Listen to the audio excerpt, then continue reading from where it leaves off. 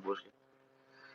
البته ویدیو را دراز کردنی نیستم و تا حد امکان کوشش میکنم که کوتاه‌تر در مسئله یک چیز صحبت کنم.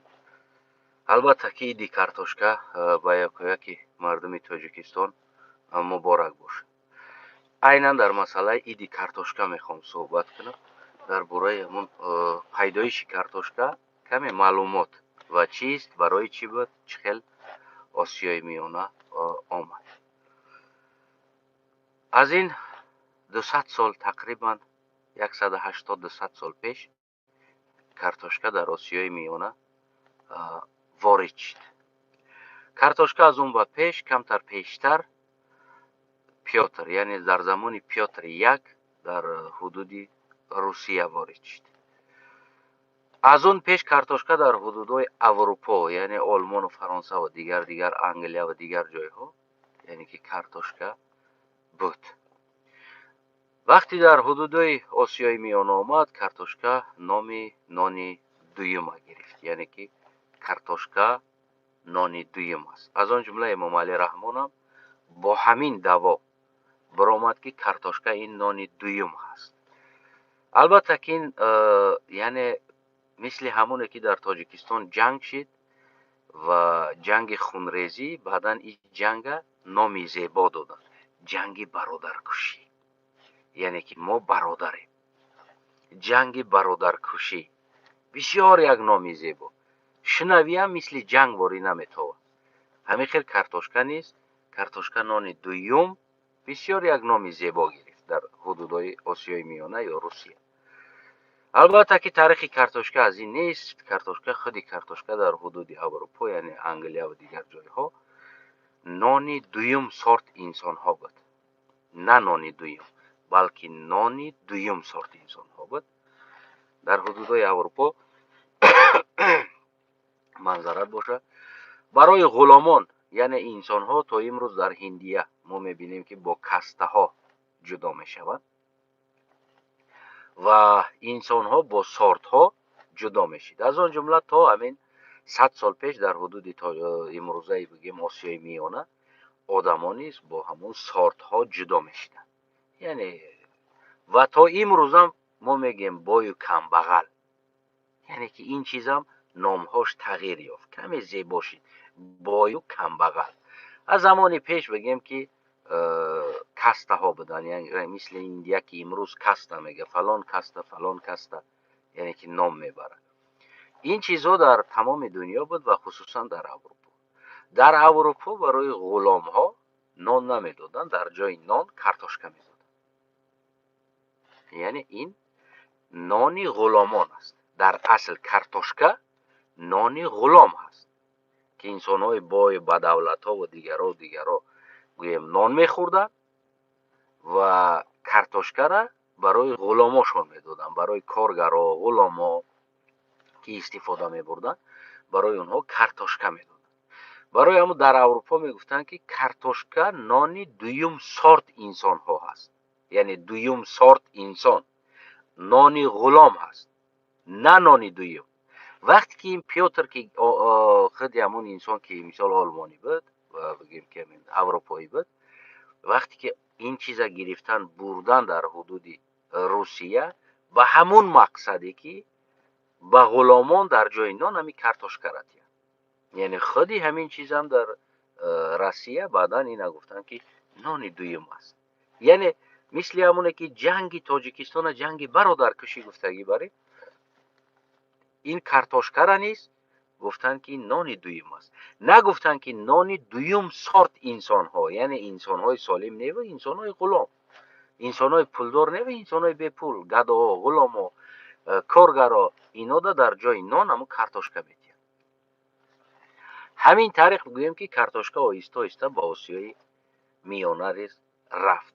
در آسیای میانه نیست با همین مقصد بود، یعنی خودی همون غریب کم بغل غلام ها را گویم که در جای نان، یعنی در جای دیگر چیز کартошка بود.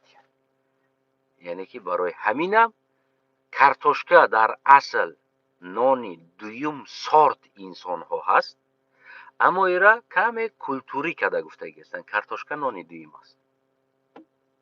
البته که بعدا این چیزا بگیم که کارتوشکا یعنی که در امروز دیگر ما میبینیم در تمام رستوران و دیگر مکدونالدز و دیگر چیزا، یعنی به کارتوشکا بگیم که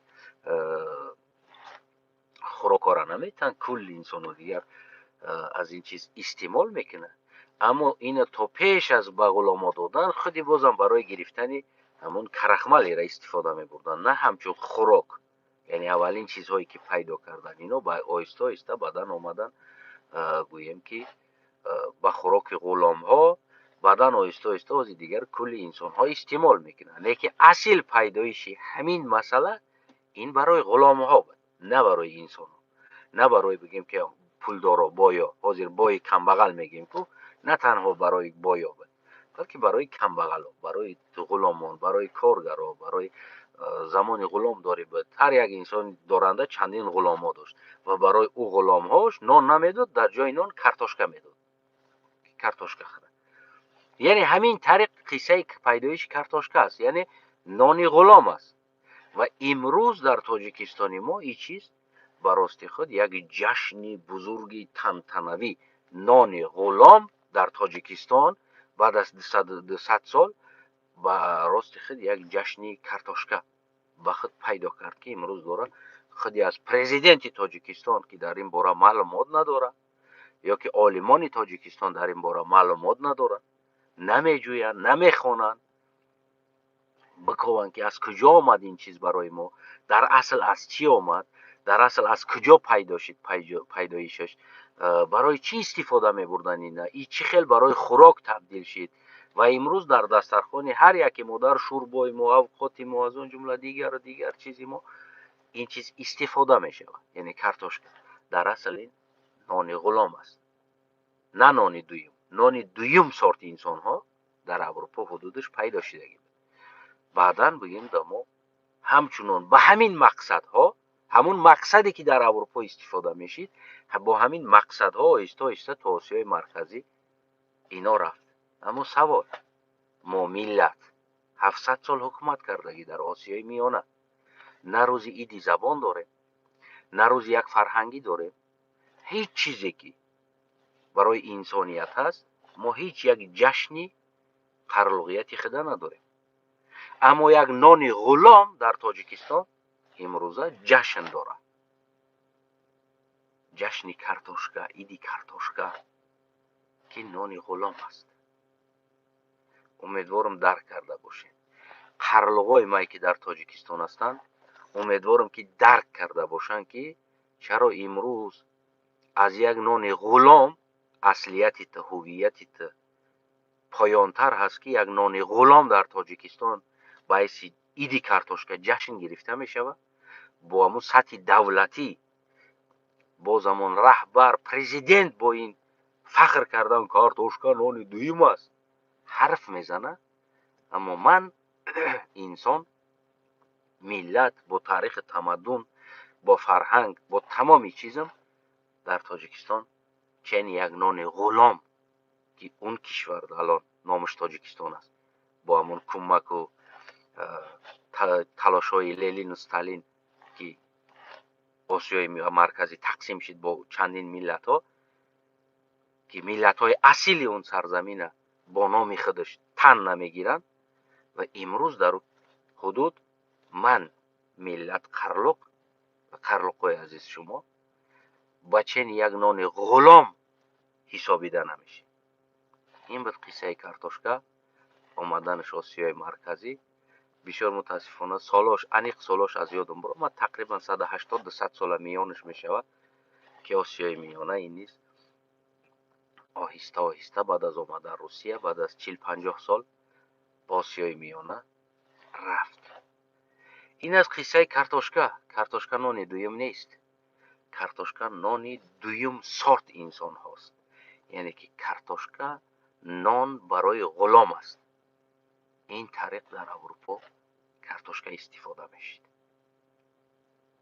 امام رحمان جشن کارتوشکا یا گیم جشن نان غلامان مبارک باشه و سر بلند در این چیز با مردم حرف زدی که کارتوشکا نانی دویم است که مبارک باشه.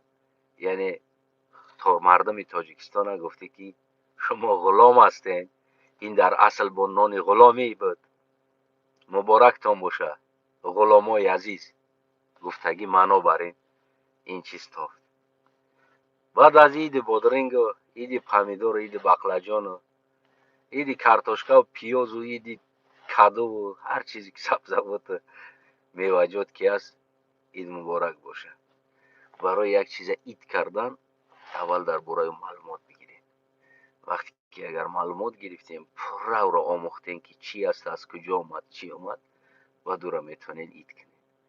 در صورت دیگری که کورکورانه گفتیم امام علی رحمان خودش میگه کورکورانه قدم نمان. وقتی که ما میبینیم در جشنهای چیزهایی را که جشن به جشن دولتی تبدیل میتی، کورکورانه قدم نمان امام علی رحمان.